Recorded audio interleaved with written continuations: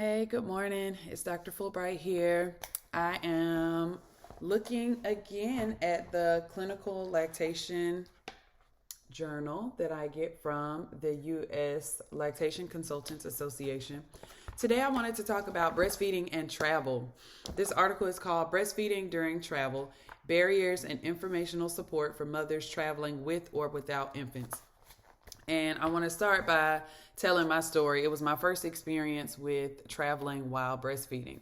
So my oldest daughter, she was 3 months old, and I went to the 2016 Olympics in Rio with my husband, and we left her. So I had pumped milk for her, and I had looked up, some stuff about carrying like a breast pump and traveling with breast milk, and I thought I knew everything. But what happened was I had a converter for the electrical outlet, but it didn't work, or maybe the breast pump had too many volts. I don't know. But it would not work when I got to Rio. And so my breasts were engorged. It was very, very painful. We had kind of looked up some words and phrases in Portuguese. And of course, I did not know how to ask about breast pumps and stuff. So it was crazy. So the whole first day, we are going to different pharmacies looking for breast pumps. Couldn't really find one. I found like this little manual one, but I had never used a manual pump. All I had was my electric, double pump. So I tried that. It didn't work. Eventually, I found out that the breast pump would work if I plugged it into the car outlet, because I did have a car charger. So it would work if I plugged it into a car, but it wouldn't work if I plugged it into a wall. Cool. Well, we didn't rent a car. So I had to get a taxi twice a day. I didn't want to do it several times a day. I got a taxi twice a day so that I could pump. Now imagine me trying to convey to the taxi driver in Portuguese. I would get in the car and they're like, "Where are you going?" And I'm like, "Nowhere. I just need to pump for 15 minutes. Like, I need to use your charger." So there was one or two that was like, "Yeah, no, get out." But there was one guy, he was like, "Oh, I understand." I think I was like, maternal leche, like showing them pieces of the pump. I have everything connected, but I have like a jacket or like this shirt on top of it. It's crazy. But this one guy, he understood what I was saying. He was like, "Oh, my wife, she's breastfeeding too. It's fine, it's fine." So I sat there, I would pump for 15 or 20 minutes. I only did that twice a day. Any breastfeeding mom knows you got to pump every 2 or 3 hours, because that's the same rate, that the baby drinks. So long story short, I wasn't engorged after that first or second day when I figured out I could pump in the car. But because I was only pumping twice a day, my supply really tanked. I did have milk to bring back home, but it took a while for my supply to get back up to be enough to, support my baby. So that was a whole fiasco. But then traveling home with breast milk, it was crazy. So I knew that if it was frozen, that there wouldn't be any issues. They wouldn't have to check it. But if it started to melt, so if it was a liquid or even if it was slushy, they would have to test it or run it through the x-ray. Then traveling with a cooler, and the ice is melting. It was really heavy. It was, oh my gosh, it was really annoying. So after that, I said, I will never travel internationally, at least, without my babies. And even locally too. I said, I'd never want to have to deal with transporting breast milk. It was just, oh my gosh, it was crazy. So anyway, that was my story. But that's why it's so important to know, how you can travel with or without your baby and breastfeeding. So this article is really good because it just talks about, and it just gives information about if you plan on traveling. So one of the things that they start with is that breastfeeding during changes in airplane altitude helps protect infants against ear pain. So I actually have traveled. I flew with my twins by myself when they were 3 months old, and actually it was pretty easy. So If you have an infant in arms, basically if you have a child under the age of 2, you don't have to pay for them a seat for local flights. They get to fly for free in your lap. If you want them to have their own seat and you want to have a car seat, then you have to pay for that. Well, you can only have one infant in arms. So with my twins, obviously I had to buy a seat for one twin and then I could hold the other one. So the way I worked that out is when we took off, I nursed one twin and the other one had a bottle. And then, we switched. It was a very short flight. I think we were going to Jacksonville, not even an hour flight. And so after they nursed and drank their milk, they fell asleep. So if you have your baby with you, breastfeeding during takeoff and landing will go a long way with keeping them calm, but also protecting them from ear pain with the change in pressure. And it helps to keep the infants calm, content, and feeling secure. So that's the first thing. The airport screening process, you need to investigate the airport screening process in advance. So each airport, TSA has regulations, but each airport has, their different nuances. I fly out of Atlanta, so I know all of their regulations. And the regulations, one is that breast pumps are considered a medical device by the FDA, and they should not count towards the maximum carry-on allowance. So I know usually they say you can have one bag and one personal item. So you can have like a purse, and a carry-on luggage or whatever. But if you have a breast pump that's in a bag, you tell them that it's a breast pump. That's considered a medical device, and so it doesn't count against, that wouldn't count as your personal item. You would still be able to have your personal item, like your purse or a jacket, and your carry-on and your breast pump. So that's something to be aware of, and that's every airport. They say that you should declare to the security officer that you are carrying expressed breast milk, and you should pack it separately from other liquid items in the carry-on bag. And so actually just a couple weeks ago, I came back from a speaking engagement and I had some breast milk.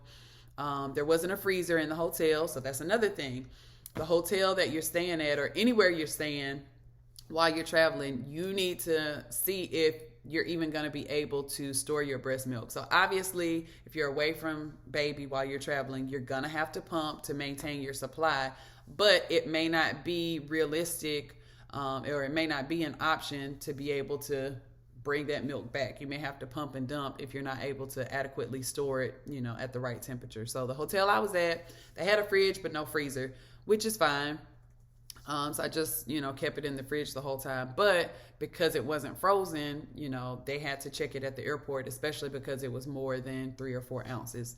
So they do have to run it through the machine. But I told them, hey, I have breast milk, so they didn't have to do any special screening. Sometimes they do. They've never had to they should never open your breast milk and actually test the breast milk.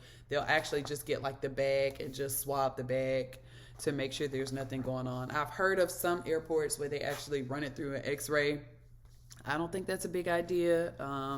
But I think if you request that they don't do that, then they'll do some other type of screening, usually like the swab. So yeah, that's one piece of advice they give here. Be prepared that breast milk containers will be subject to examination in the x-ray machine.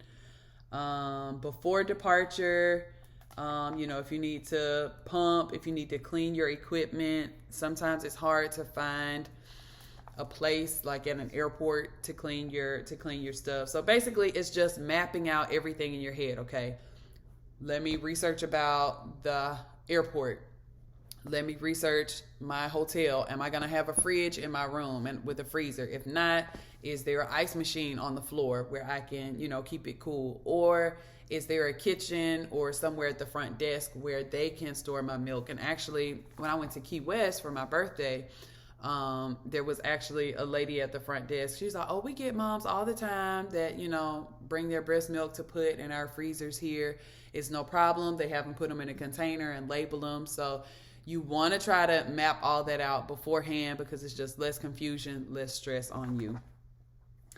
At the airport, there are actually these pods called Mamava, and I haven't used one lately, but the last time I used it, I think there's an app you can put on your phone, And then when you get to the airport, you can turn your location on. It'll show you where the nearest Mamava pod is, and it'll give you like a code to open it, or it's like you put your phone to the door, it'll unlock. But it's like a little private room. You can use those rooms to pump, or you can use it to breastfeed. I'm 4 kids in. I've breastfed all of my babies. I have small breasts too. So I can breastfeed fairly discreetly. So I have no problems with breastfeeding without a cover in public. It doesn't bother me. But newer moms, or moms with bigger breasts, or just moms who, generally want that privacy, the mama pods are a good option at the airports. I know all of them don't have one. Atlanta Airport, I think, has 2, and they're at different terminals. But again, if you look on the app, it will help you to locate, a pod and then unlock it. But it's a cool little space, very small little, cubicle looking room. You can breastfeed or pump there. So I like, that is an option. So you can look that up before any of your travel, just to see if they have the pods or any other type of lactation amenities. I've been to concerts where they have a lactation room. You'd be surprised. A lot of places are coming around with private areas where moms can pump. I think I was at a Beyonce concert here in Atlanta at the Mercedes-Benz Stadium, and they had a whole lactation room with the little leather chairs and sofas that recline. There was like a fridge with like bottled water. The only thing is they have a TV, but the TV wasn't on. So the TV, I think, usually projects whatever the concert or whatever event is going on there. So that was like 10 minutes where I missed, part of the concert. But I did appreciate that it had a private space. So if you're traveling to a conference or for a concert, you also want to look up, every place that you're going to be to see what type of accommodations they have for breastfeeding moms. So to find out about the airport, you can actually check the airport's website before you travel to see what amenities they may have. There are, at not necessarily different airports, but in different countries, where there's different allowances as to how much milk can be that you can travel with in a check-in bag. This says in the United States, mothers are permitted to have more than 100 milliliters of express breast milk in a carry-on, but are advised to declare it for inspection at security checkpoints. So basically, declaring, it's nothing special. When you go, you just tell them, hey, I have some breast milk with me, whether it's in bags or bottles, and then they'll test it accordingly. I don't know what the max is. This article just says more, we are permitted to have more than 100 milliliters, but it doesn't say how much. Oh, wait. It says the quantity in each container should not exceed more than 2,000 milliliters, and frozen breast milk is only permitted in checked luggage. Oh, wait. That was for the United Kingdom and European countries. So again, you'll have to check it out. I don't know what the current numbers are, but I've never checked in my breast milk. That just seems like a disaster waiting to happen. I always have it with me, whether it's frozen or whether it's, fresh in the liquid form. So if you're traveling internationally, definitely you want to look up what the max limits are. It can be difficult trying to transport breast milk. I know in some of the breast milk groups that I'm in, Human Milk for Human Babies, donors, they will offer to mail it or ship it with dry ice, and that can get expensive. And then, with a lot of the delays now, if the dry ice melts and now you have milk that's maybe partially, frozen, or it's thawed out, it can present an issue with, okay, so how long can I actually keep this milk? How long is it good for? So that can get very, very complicated. So that's why it's important to just do all of your research and just know if there are any limitations where you'll be able to pump, but it's no way that you can safely bring it back. Maybe you can donate it, or you'll just have to dump it. Temperatures, correct temperatures to store your breast milk. If it's in the refrigerator, you should store it at 4 degrees Celsius about. and it should be used within 4 days. So if you're even if you're not traveling, that's just, a good number to know. If you are pumping and you have breast milk that's in the refrigerator, it's good for about 4 days. In the freezer, which is negative 18 degrees Celsius or colder, you should use it within 6 months. And that was most recently updated by the CDC in 2021. It says mothers must be advised to donate the express milk or discard it if the options of storage, transportation, or donation are not possible during the period of travel. And of course, when you're storing it in a fridge or a freezer, you don't want to put it in the door, because a lot of times, when you open it and close, the temperature isn't maintained. So you want to put it, in the back of the fridge or the freezer.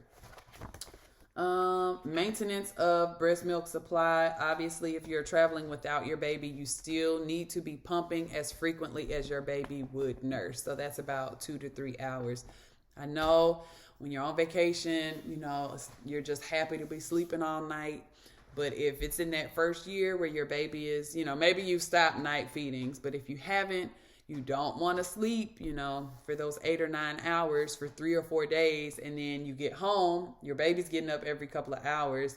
Your supply is going to be reduced somewhat. And then that's going to create a situation where the baby's going to be fussy, because now, that milk is not coming out. So obviously, when you're traveling without the baby, you want to maintain your breast milk supply by pumping at regular intervals.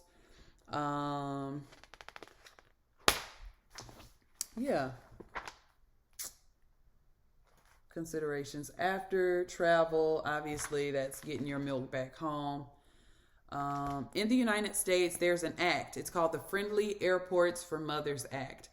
It was signed into law in 2018, requiring large and medium hub airports in the United States to provide lactation spaces in each airport terminal, as well as beyond security screening areas where mothers can breastfeed or express milk. As per this law, lactation spaces are defined as private rooms for breastfeeding mothers that are accessible, have locking doors and a place to sit, and are not located inside a restroom.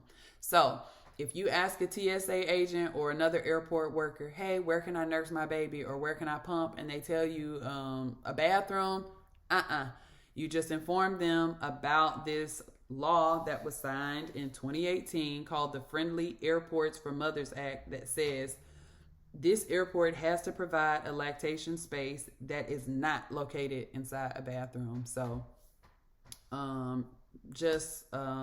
some information for you to know. And then culturally, in other countries, you got to be cognizant of the laws and then just their cultural norms.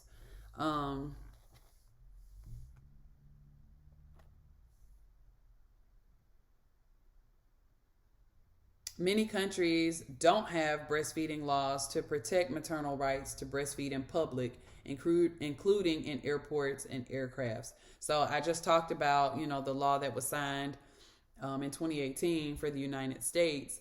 But a lot of countries don't have stuff like that in place. In many regions or cultural contexts, breastfeeding in public without using a cover is still considered unlawful or offensive. In such cases, lactation consultants must advise mothers to not become discouraged and stay positive towards their breastfeeding practices. So just realize it's not like this everywhere in the world where we have these laws and we have these freedoms. So if you're going to be doing international travel, that's just something to be aware of. Just kind of Google or get into some Facebook groups with moms and just get an idea of what's going on, because the last thing you want to do is compromise your breastfeeding journey because of travel. So it can be done. It's lots of moms, that travel with their babies, without their babies, and are able to maintain that breastfeeding relationship. So don't get discouraged. Don't get frustrated. Don't get anxious about it. Just do your research beforehand and know the laws, know your rights, so that if you come to an airport agent that is not aware, you can let them know what the laws are, and then maybe get help from somebody who knows more answers and can help you. So good luck and happy breastfeeding. You guys have a good day.